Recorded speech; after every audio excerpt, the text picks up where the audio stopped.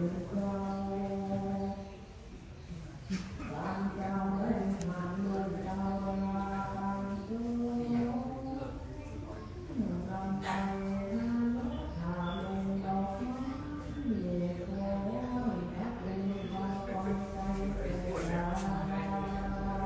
ไรรถยนต์อ่ะ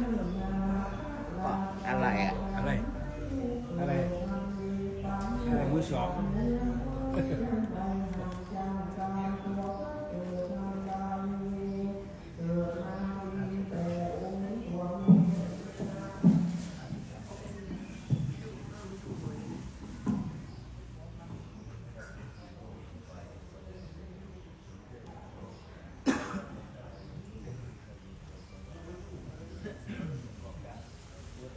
รามาจาโลกาธิปติสหัมปติกัอัญจาเร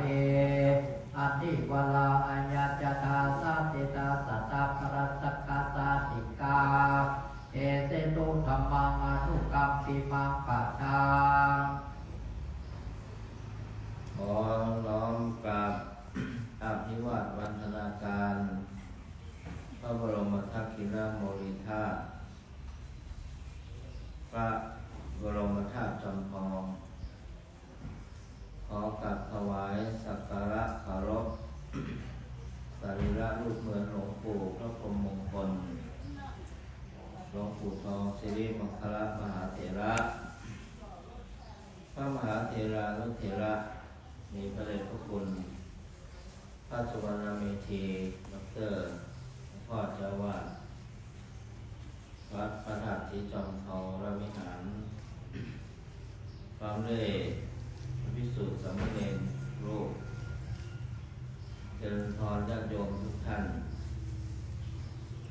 วันนี้ก็เป็นวันธรรมสวนะ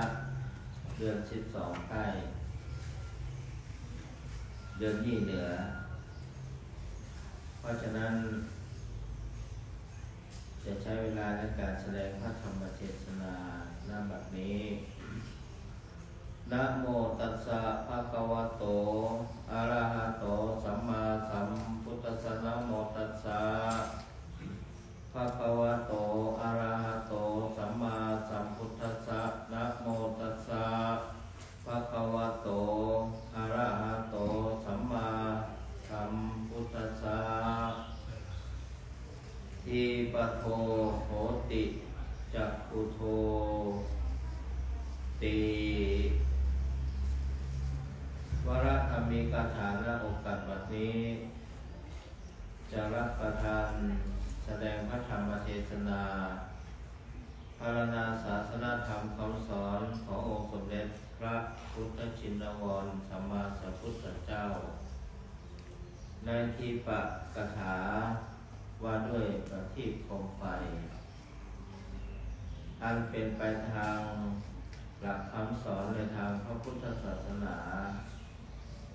เนื่องในวันประเพณีเดือนยี่เป็งในวันนี้จะใช้เวลาในการแสดงพระธรรมเทศนาพอสมควรแก่เวลาขอรัตนากับรัตนามือลงญาติโยมนั่งตักสบายก็วันนี้เป็นวันสำคัญวันหนึ่งศรัทธาก็คือประเพณีเดือนยี่เป็งหรือว่าถ้าเป็นทางภาคกลางเรียกว่าประเพณีเดือน12หรือวันลอยกระทงนั่นความสำคัญก็ยังมีหลายลำดับวัดพระธาตุสีจอมทองของเราก็ตั้งทำหลวงกันมาตั้งแต่วันที่3วันที่4วันที่5วันนี้ก็เป็นวันที่3ของการเทศนาธรรมล้านนาไทยเกี่ยวกับประเพณียี่เป็งก็คือ3-4แล้วก็จะมาเพราะว่าเป็นธรรมชาดกนอกชาติอยู่และธรรมมหาชาติในชาติอันว่าด้วยเวสสันตระพระเวสสันดรวันนี้สถาญาโยม เพราะฉะนั้น เรามาดูถึงประเพณีอันนี้ก็มีความสำคัญมาก สมัยแต่ก่อนนั้นพูดถึงว่า30-40 ปีล่วงแล้ว อากาศก็หนาวเย็น อันนี้ตกมา4 วัน 5 วันในมอกม่วน ยังไม่ได้ห่มผ้าห่มแต่ละสถานแต่ถ้าเป็นตะกอนนี่โอ้ขนาดนั้นแต่ว่ามันยังไม่ถึงเวลา นั่นประเพณีความเชื่อที่มันอยู่ในพระพุทธศาสนานี้ก็ย่อมมีที่มาที่ไป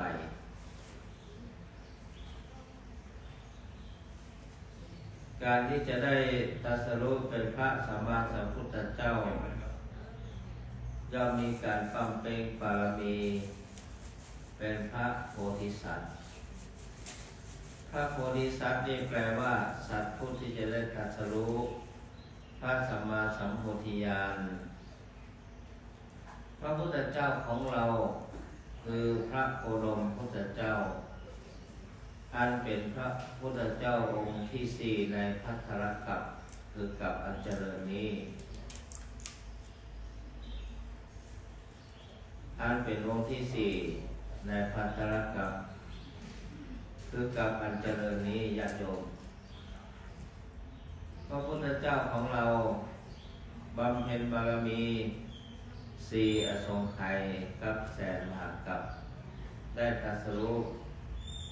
เป็นพระสัมมาสัมพุทธเจ้าในหลักของพุทธศาสนาพระโพธิสัตว์มี2 ลักษณะคือนิยตโพธิสัตว์นิยตโพธิสัตว์นี่คือจะได้ติดตรัสรู้เป็นพระพุทธเจ้าแน่นอนที่ว่าแน่นอนคือได้รับการพยากรณ์จากพระพุทธเจ้าพระองค์ใดพระองค์หนึ่งในอดีตเช่นพระสัมมาสัมพุทธเจ้าของเราเริ่มเป็นนิยตโพธิสัตว์เมื่อสมัยเป็นพระสุเมธดาบทตอนนั้นพระทีปังกรพุทธเจ้าเขาได้เหล่าพระอริยสาวกเสด็จผ่านไปทางเมืองนั้นพระพุทธเจ้าของเราก็มาถวายการต้อนรับณสถานที่ตรงนั้นมันมีเปิดมันมีตมมันเหมือนราบเรียบพระสุเมธดาบทยอมเอาตัวเก่าเนี่ยรอนลากไปเพื่อพระพุทธเจ้าและสาวกเหยียบข้ามไปตั้งความปรารถนาเป็นพระพุทธเจ้าและตอนนั้นได้รับการพยากรณ์จากพระทีปังกรพุทธเจ้าว่าในอนาคตการในที่สุดแห่ง4 สงไขยกับแสนกับนี้สุเมธดาบทนี้จะได้เป็นพระพุทธเจ้าพระนามว่าโคตมะโคดม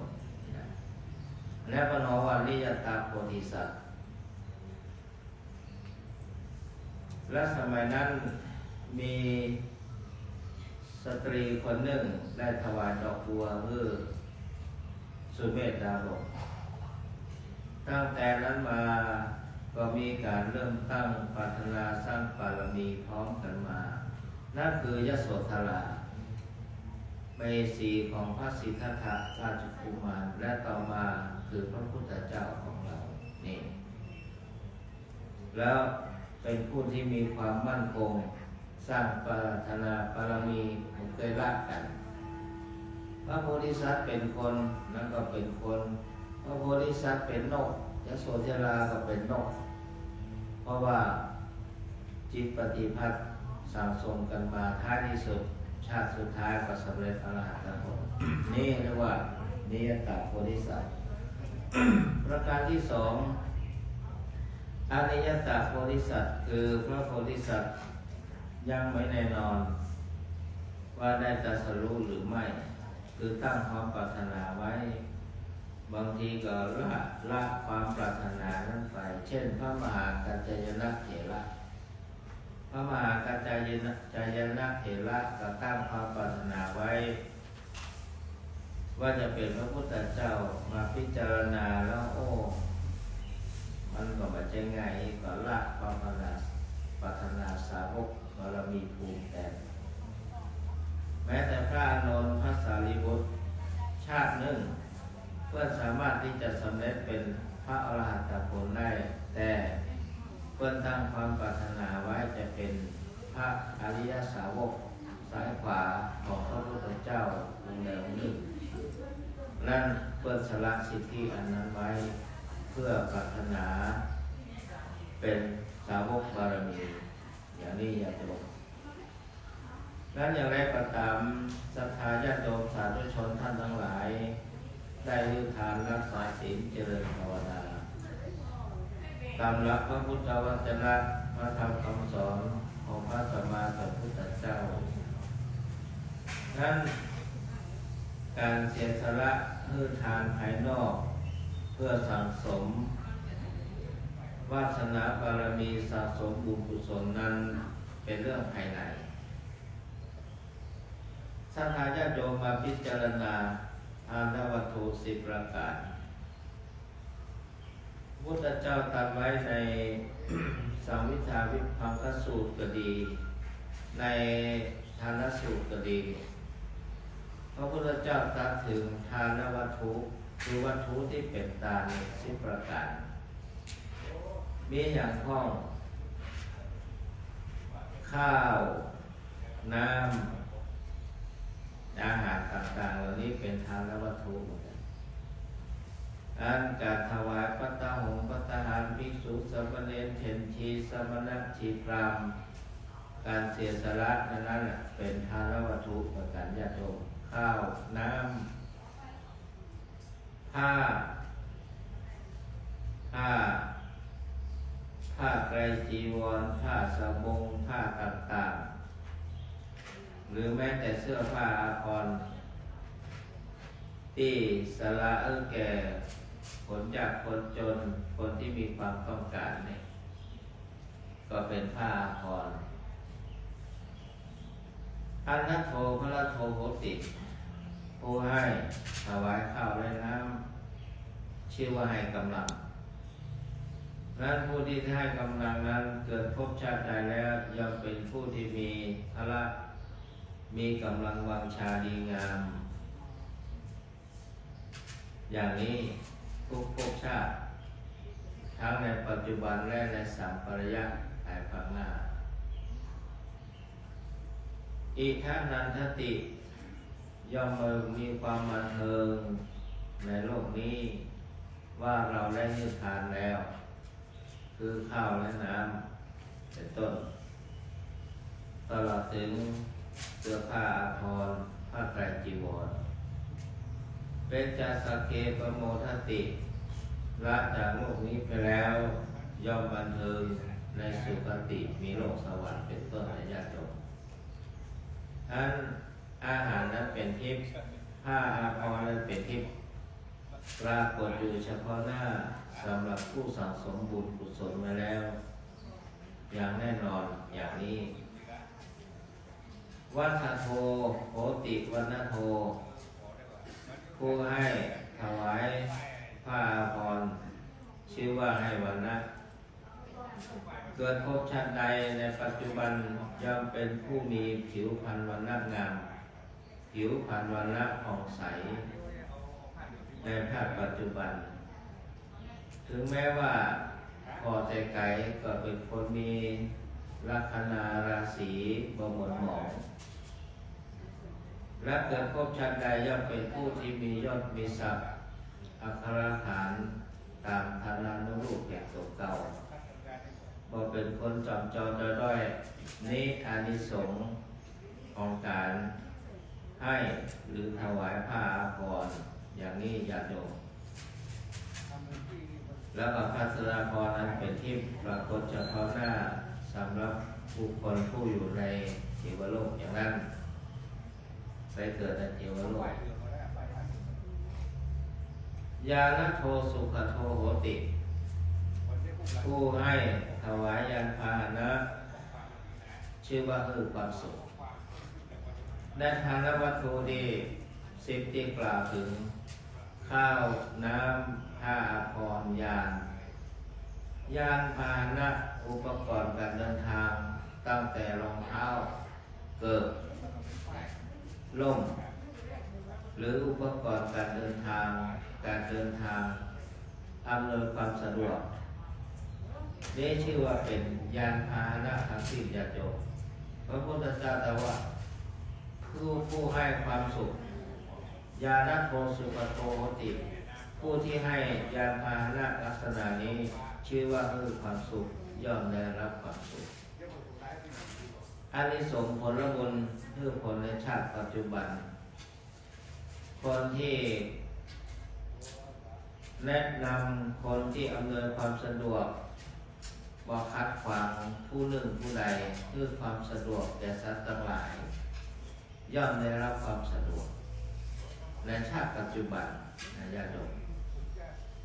ไปช่วยเหลือเกื้อกูลอำนวยความสะดวกศรัทธาญาติโยมถ้วยโถโอชามโต๊ะตั้งเก้าอี้อำนวยความสะดวกให้แก่คนอื่นย่อมได้รับความสะดวกแม้แต่ตั้งเข้าบ้านเข้าจองตัวเก่าบุกไปตึกบุกไปคัดบุกไปขวางเพื่อความสะดวกแก่คนก็ได้ความสะดวกจะว่าบ้านตัวเก่าอยู่ปากกอกเนี่ยนะเราผิดกับคนตั้งในเป็นตึกไปเห็นนะสมมตินะบางอย่างก็ผิดกฎหมายอยู่นะนี่แหละชื่อว่าเพื่อความสะดวกย่อมจะได้เจอปัญหาอุปสรรคในการดำเนินชีวิตเป็นธรรมดาต้องกันข้าม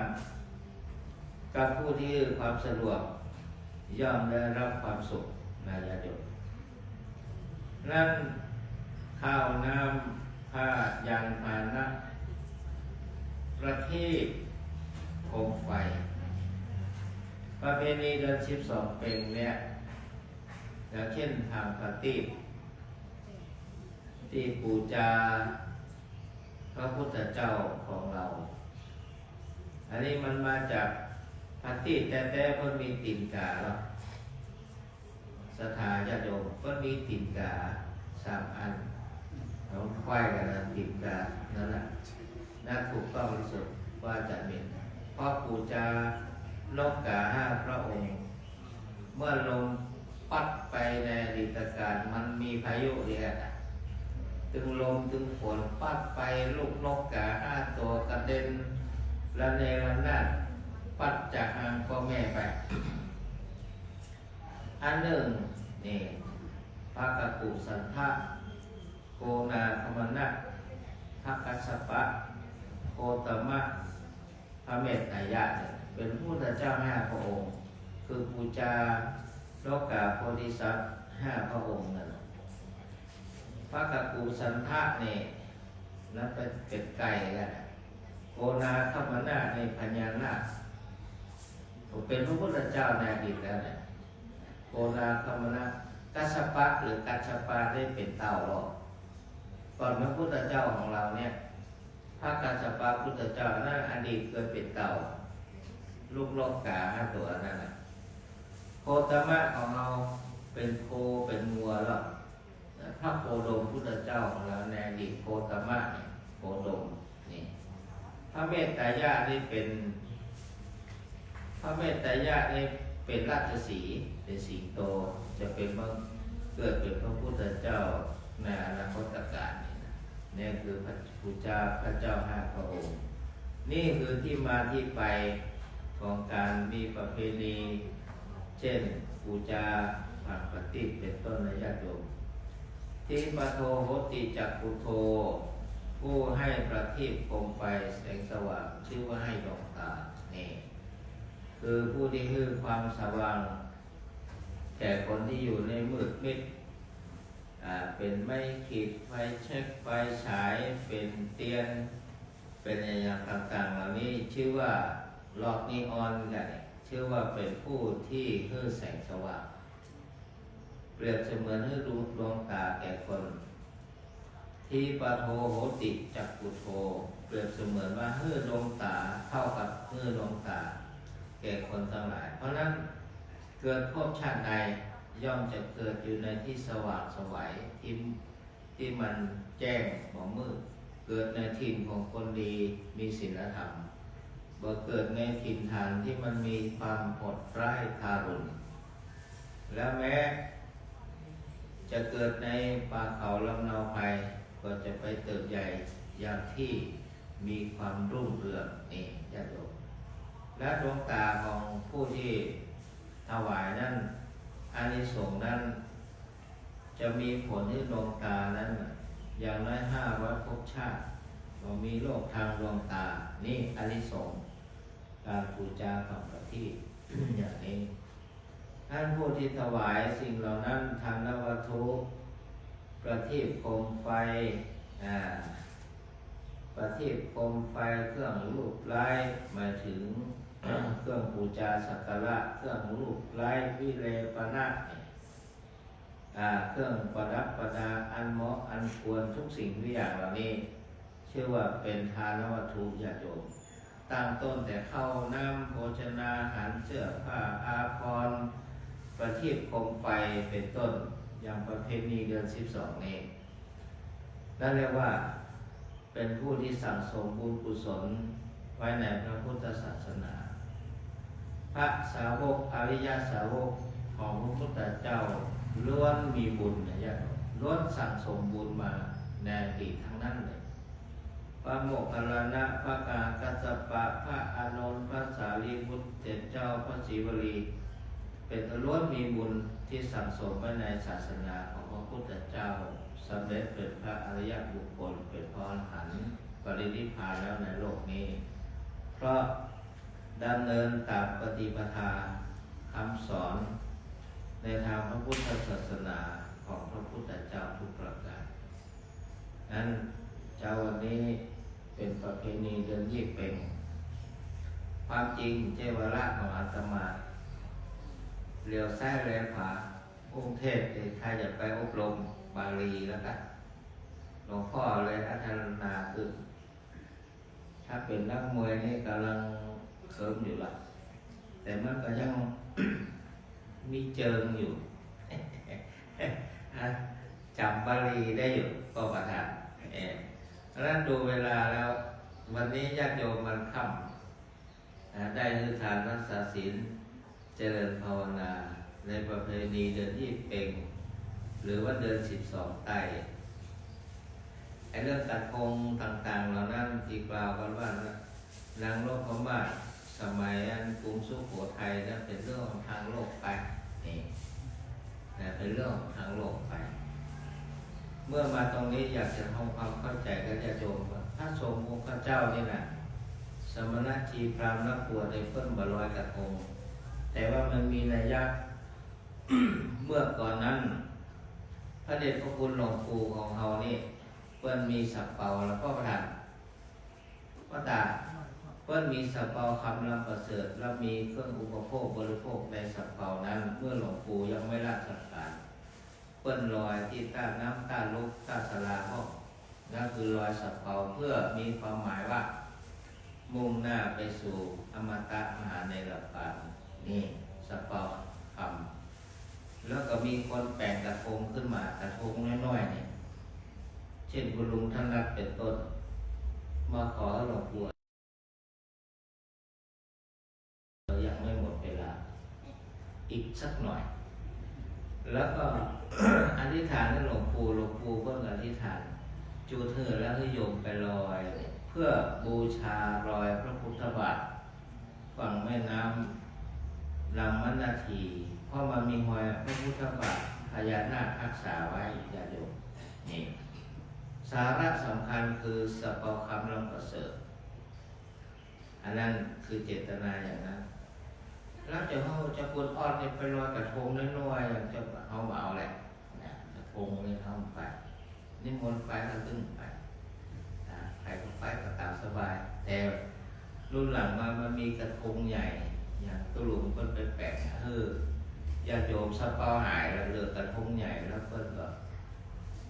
ถวายการผ้าป่าลวดนั่นคือความหมายว่าบูชา ารอยพระพุทธบาทฝั่งแม่น้ำนำมนาทีนะก็นาดีคือจากรอยพระบาทอันนั้นใดมันใหญ่เนาะวันเป็นเดือน12น้ำนองตะลิ่งไปลอยกระทงเนี่ยเอาไปซื้อเจ้าใด